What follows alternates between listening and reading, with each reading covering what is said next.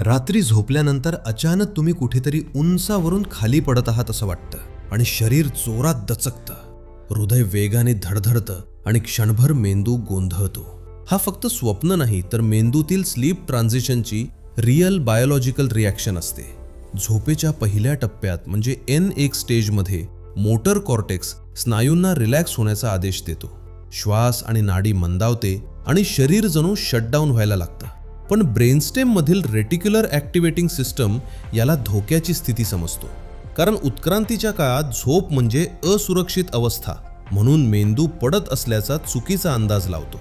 लगेच वेस्टिब्युलर सिस्टमला सिग्नल जातो जो शरीराचा बॅलन्स मोजतो आणि स्पायनल कॉर्डमधून अचानक पॉवरफुल इलेक्ट्रिकल इम्पल्स पाठवला जातो. त्यामुळे स्नायू आकुंचन पावतात आणि तुम्हाला पडल्याचा स्पष्ट भास होतो. यालाच हिप्निक जर्क म्हणतात. कॅफीन, ताण, थकवा किंवा उशिरापर्यंत स्क्रीन वापरल्यास हा रिफ्लेक्स अजून तीव्र होतो. म्हणजे स्वप्न तुम्हाला जाग करत नाही, तुमचा मेंदू शेवटची खात्री करत असतो की शरीर अजून सुरक्षित आहे आणि तुम्ही अजून जिवंत आहात.